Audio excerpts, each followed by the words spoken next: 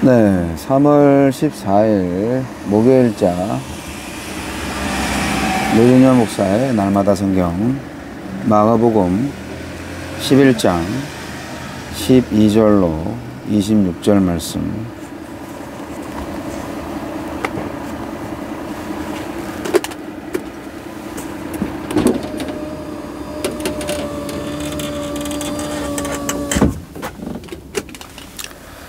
이튿날 그들이 베다니에서 나왔을 때에 예수께서 시장하신지라 멀리서 잎사귀 있는 한 무화과 나무를 보시고 혹 그 나무에 무엇이 있을까 하여 가셨더니 가서 보신즉 잎사귀 외에 아무것도 없더라. 이는 무화과의 때가 아님이라. 예수께서 나무에게 말씀하여 이르시되 이제부터 영원토록 사람이 내게서 열매를 따먹지 못하리라 하시니 제자들이 이를 듣더라. 그들이 예루살렘에 들어가니라. 예수께서 성전에 들어가사 성전 안에서 매매하는 자들을 내쫓으시며 돈 바꾸는 자들의 상과 비둘기 파는 자들의 의자를 둘러 엎으시며 아무나 물건을 가지고 성전 안으로 지나다님을 허락하지 아니하시고 이에 가르쳐 이르시되 기록된 바 내 집은 만민이 기도하는 집이라 칭함을 받으리라고 하지 아니하였느냐.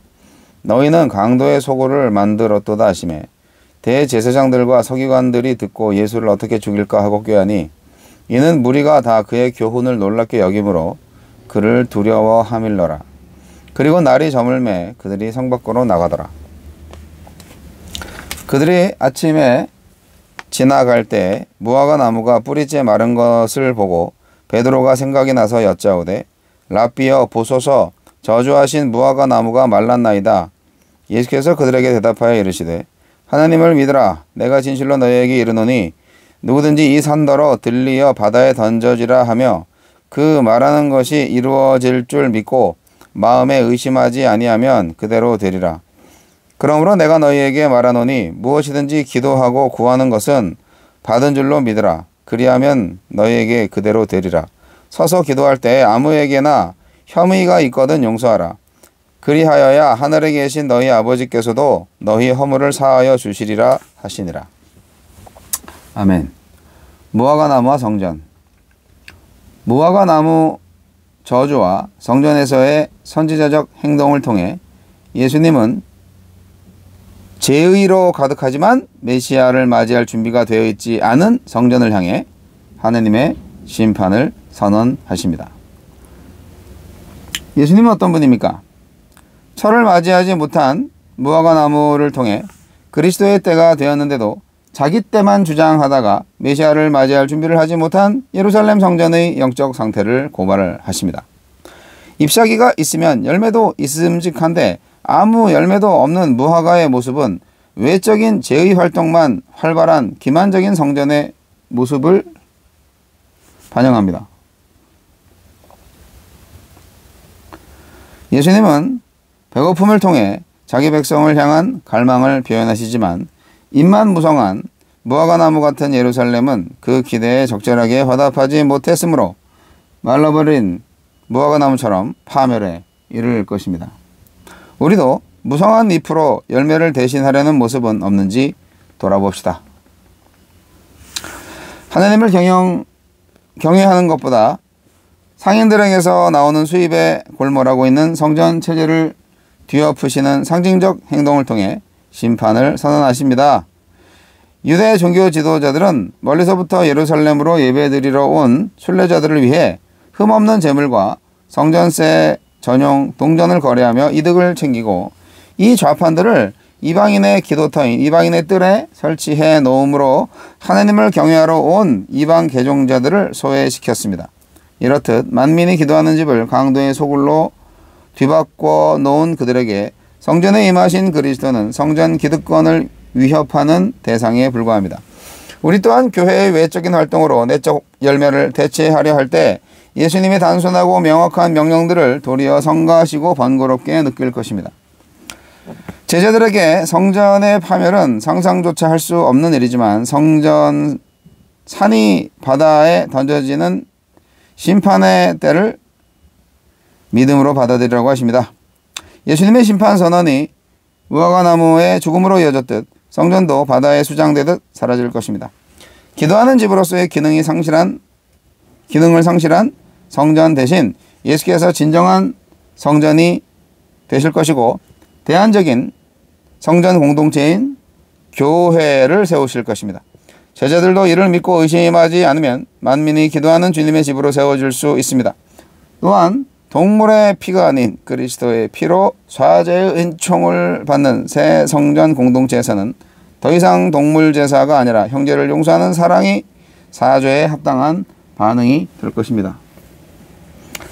주여, 주께서 열매를 기대하실 때 언제든 그 열매를 내어드릴 수 있는 믿음의 사람이 되게 하소서.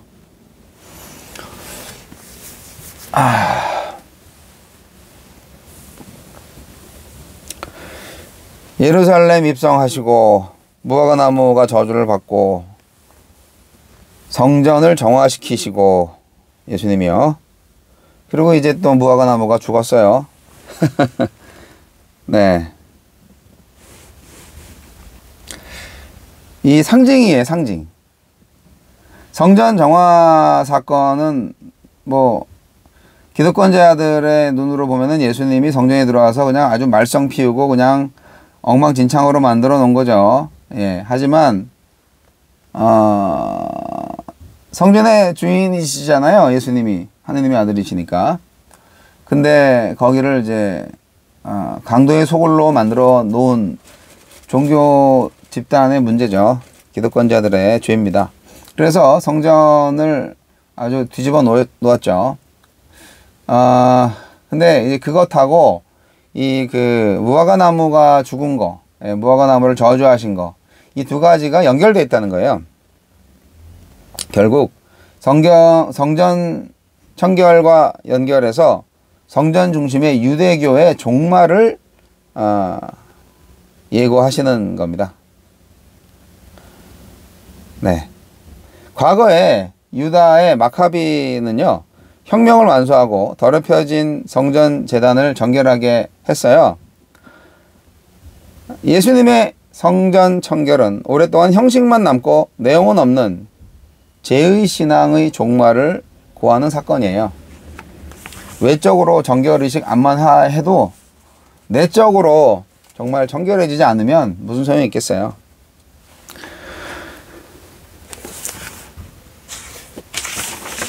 열매 없는 무화과나무에 대한 저주가 사실 오늘날 우리 그리스도인들에게도 아주 경종을 울립니다. 때가 이르지 않아서 잎만 무성하고 열매가 없는 무화과나무를 저주하시는데 좀 무화과나무 입장에서는 좀 억울하죠. 아니, 때가 안 됐는데 지금 열매를 맺을 수가 없는데, 열매 맺을 때가 아닌데, 잎은 자랐지만 좀만 기다리면 열매 맺는데 잎은 무성하고 열매가 없다고 나를 말라 비틀어지게 하냐? 예수님 너무하신 거 아니에요? 이렇게 생각할 수 있죠. 그런데 메시아의 때는 인간이 정할 수가 없어요. 무화과나무는 당연히 이스라엘을 가리킵니다. 예수님이 방문하시는 때가 결국 열매를 요구하시는 때인 거예요. 이스라엘은요, 열매는 없고 무성한 잎만 가득합니다. 호산나 찬양하며 그분을 맞이한 순례자들과 달리 메시아를 맞이할 준비가 되지 않았어요. 결국 예루살렘 방문이 뭐냐? 예수님의 예루살렘 방문은 구원이 아니라 심판이 된 거죠. 성전은 강도의 소굴이 되었다고 예수님 분명히 말씀하셨고요. 결국 성전도 멸망할 거고 이스라엘도 멸망할 것이다, 이건데, 이걸 이제 그 당시 사람들은, 제자들은 전혀 몰랐겠죠. 우리는 그걸 이제 보고 있습니다. 성전의 유효기간이 만료됐고 예수님은 자신을 통해서 직접 성전이 세워질 거라고 누누이 말씀하셨어요.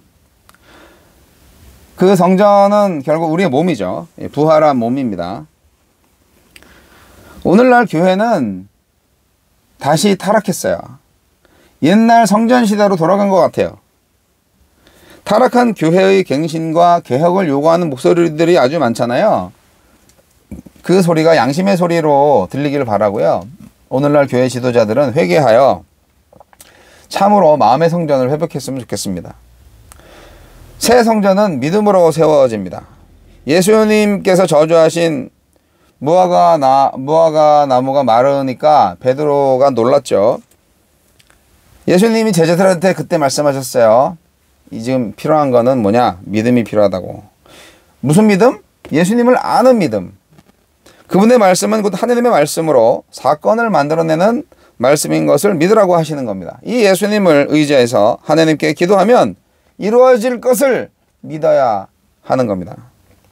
예수님 말씀대로 성전 체제가 무너지고 예수님이 성전이 되실 것입니다. 성전 제사가 아니라 예수님이 죄 용서를 해주실 겁니다.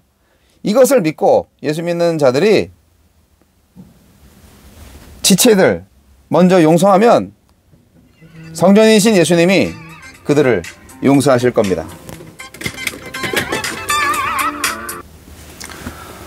오늘날도 열매가 없다면 이 성전 주님께서 무너뜨리지 않으시겠습니까? 열매를 맺어야 합니다. 네. 무슨 열매? 성령의 열매, 믿음의 열매를 맺어야 합니다.